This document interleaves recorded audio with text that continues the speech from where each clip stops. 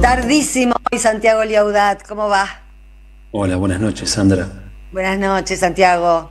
Bueno, hoy concluimos este largo ciclo sobre el humanismo, así que vamos a aprovechar el poco tiempo que tenemos para darle un cierre. Dale. Esperemos que a la altura del ciclo. Bueno, la columna de hoy se titula El humanismo por venir y parte de un diagnóstico que es que nuestra época se caracteriza por 4 desmesuras, ¿no? La primera es la expansión ilimitada del capital, este capital digital financiero, ultra concentrado, alienante, que no encuentra límites, ¿cierto? La segunda desmesura es la vorágine tecnológica, que promete el fin de lo humano y nos somete a su imperio. La tercera desmesura es la degradación del medio ambiente, ¿no? por causa de un productivismo y un consumismo exacerbados, un estilo de vida insostenible. Y la cuarta desmesura es la hipertrofia del yo, que socava las relaciones comunitarias, que impide el sano reconocimiento mutuo y que produce todos los malestares asociados al narcisismo, ¿cierto? Uh-huh. Frente a eso, se ha intentado recuperar el humanismo en algunos momentos de un modo reactivo, ¿no? Como reacción frente a esto, bueno, trato de plantarme en una bandera del pasado, una bandera que, por supuesto, en cierto modo nos resulta atractiva. Creo que esa vía no es conducente, sino que es preciso repensar el paradigma humanista para dar cuenta de lo que hemos venido charlando en el ciclo, ¿no?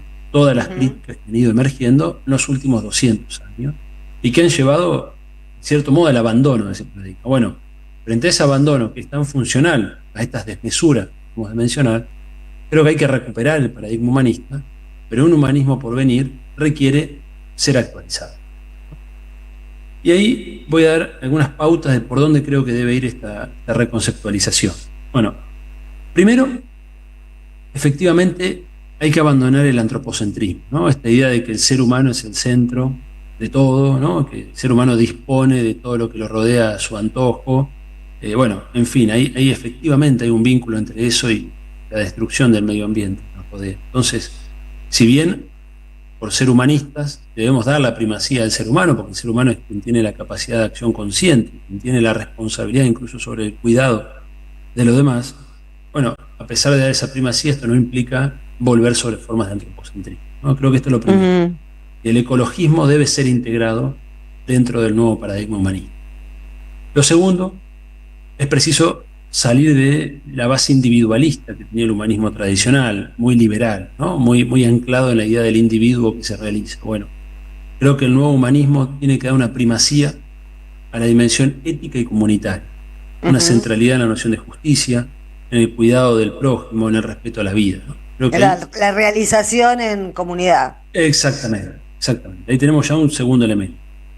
El tercer elemento es que, si bien es preciso reconocer por el avance del conocimiento que tenemos sobre el comportamiento social, el avance de las ciencias en ese sentido, indudablemente existen estructuras, ¿no? Que organizan la vida, factores que son muchas veces determinantes, ¿no? Que nos condicionan fuertemente, pero a pesar de eso no tenemos que renegar ni relegar el papel de la libertad humana, ¿no? Creo que el estructuralismo aportó a entender cómo funciona el mundo, cómo funcionan las sociedades, cómo pensamos los seres humanos, pero eso no nos tiene que llevar a abandonar el papel de la libertad, ¿no? Y el papel de la agencia humana, la capacidad humana de actuar sobre la realidad para transformar. Es el papel de la acción consciente, que en definitiva es el papel de la política en un sentido amplio. Así que el tercer elemento que creo que hay que recuperar en cierto modo del viejo humanismo frente a cierta caída en el determinismo, ¿no? Del estructuralismo, bueno, recuperar la posibilidad de acción humana libre, la posibilidad de decidir y de asumirnos responsables de esas decisiones, ¿no? Ese sería el tercer elemento.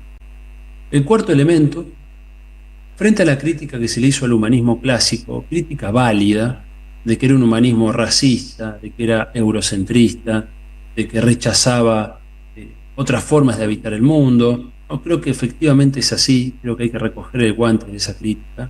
Y el humanismo por venir tiene que ser, como bien nos enseñó Francisco, un humanismo poliédrico, de muchas caras, multicultural, pluriversal, donde sin abandonar el precepto de la unidad humana, es decir, somos humanos, somos parte de una familia humana común, compartida, sin caer en la diversidad que fragmenta el género humano, ¿no? Es decir, manteniendo la unidad, pero reconociendo que esa unidad se expresa en una riquísima diversidad de formas culturales.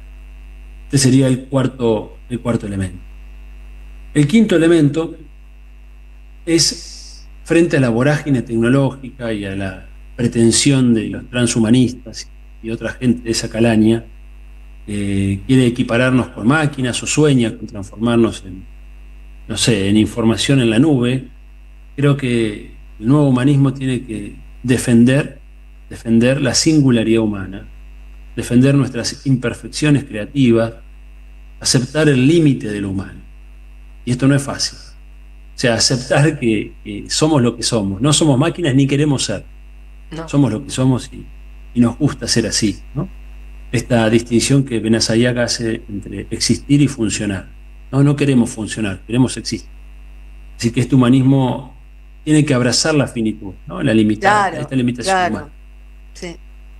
El siguiente rasgo que propongo para este humanismo por venir es que tiene que ser un humanismo que se arraigue en el corazón humano.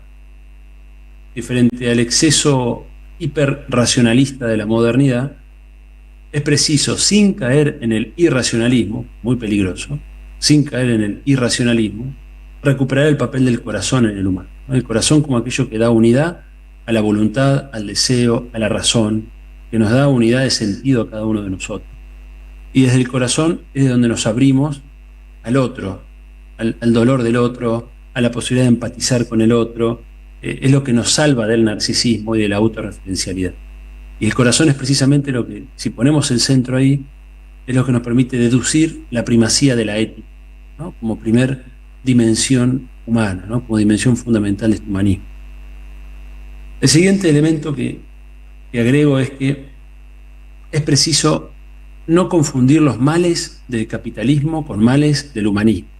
Se lo ha criticado mucho al humanismo por críticas que son válidas cuando se aplican al capitalismo en el que estamos inmersos, ¿no? Muchas veces estas críticas al humanismo que hemos venido recogiendo hacen caso omiso de que estamos en sociedades capitalistas y que en gran medida los efectos que denuncian y que son válidos, que hemos recogido en este ciclo, tienen que ver más bien con la locura en la que nos somete el capitalismo, ¿no? Con su vorágine detrás del lucro, su fetichismo del dinero, en fin.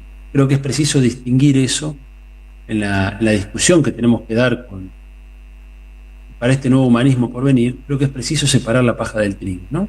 Uh-huh. Separar lo que sí efectivamente debemos revisar del humanismo clásico, que es atribuible a la matriz humanista, pero sobre todo poner el foco en la crítica al capitalismo, porque es el capitalismo el que está en gran medida conduciendo, digamos, esta locomotora a toda velocidad hacia el precipicio, ¿no? Este capitalismo desaforado, este capitalismo que no reconoce otro criterio que la acumulación exacerbada de la ganancia, uh-huh. En fin. Y con mucho desequilibrio, ¿no? Con exacto, mucho desequilibrio. ¿no? Exacto, creo que la palabra desmesura nos da una pauta. Y finalmente, el último elemento que propongo para este humanismo por venir es que, sin caer en las viejas filosofías de la historia, que eran propias del modelo humanista clásico, las filosofías de la historia eran aquellas que encontraban un sentido detrás de la historia humana, ¿no? Y ese sentido normalmente iba para adelante, era el progreso, ¿no? Había una idea ciertamente teleológica, ¿no? Donde había una especie de astucia de la razón, en el caso de Hegel, que llevaba las cosas hacia adelante, ¿no? Sin caer en eso, porque creo que a esta altura de los acontecimientos es difícil sostener que la humanidad avanza, ¿no? Sin embargo, sin caer en eso, creo que es preciso recuperar la idea de sentido. Y la idea de que existe un sentido trascendente por el cual luchar, por el cual esforzarnos, por el cual dar la vida incluso, uh-huh. Y que ese sentido tiene que ver con lo que venimos hablando, ¿no? Es decir, el sentido trascendente de defender la vida frente a este capital digital financiero, frente a el paradigma tecnocrático, esa vorágine tecnológica que parece que nos somete a sus tiempos y a sus lógicas, frente a la degradación ambiental, como bien describimos. frente a estos atropellos sobre la vida, creo que es preciso construir un sentido trascendente que efectivamente tenga que ver con esto, ¿no? Con poner el eje en la ética, en la comunidad, en la justicia, en la vida, en esos valores en cierto modo clásicos que quedaron un poco abandonados en las últimas décadas y que es preciso recuperar dentro de un nuevo marco humanista que le dé consistencia de acuerdo a los tiempos que nos tocan vivir. Está bárbaro. ¿Ahí concluiste? Sí, ahí concluyo.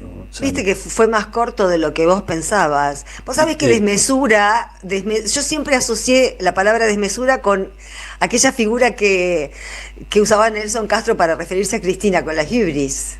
Claro, ¿No? exacto. Digamos, coincide con esta desmesura porque es una desmesura mezclada con una soberbia, la soberbia de no escuchar a nadie más que a vos mismo. Exacto, bueno, y justamente, y no hablé, se me pasó, pero creo que el aspecto de la virtud estaba en la filosofía clásica, estaba en el humanismo, y el propio Perón recupera, como hemos charlado acá, tiene que ver precisamente con encontrar también ese orden y esa armonía, ¿no? Interior y exterior. Eh, Creo que hay un elemento ahí Sí, importante y que ancla también en el corazón, ¿no? Es decir, la posibilidad de sí, encontrar esa paz que te permita no estar siempre corriendo detrás de una zanahoria, porque en definitiva es lo que el capitalismo nos propone como modelo de vida y como modelo de sociedad. Si te preguntas qué estás persiguiendo, muchas veces no sabes, ¿no? Esa es la alienación, esa es la ujú, alienación. Y es muy difícil exacto. encontrar un orden social ex- más o menos estable en esta locura en la que estamos inmersos, ¿no? Fíjense que muchas de las cosas que nos están pasando ya no son situaciones de Argentina, hoy el mundo está caminando a una velocidad, ¿no? Y con consecuencias impredecibles. Y bueno, en cierto modo Impredecibles. es preciso Y volver con, a... y con todo en riesgo. Exacto. Muy buen final de ciclo, Santiago. Bueno, bueno, me alegra, me alegra. Seguimos la semana que viene. Muchísimas gracias, muchísimas Adiós. gracias. Un Chao, chao. beso. Nosotros sepa y mensajes.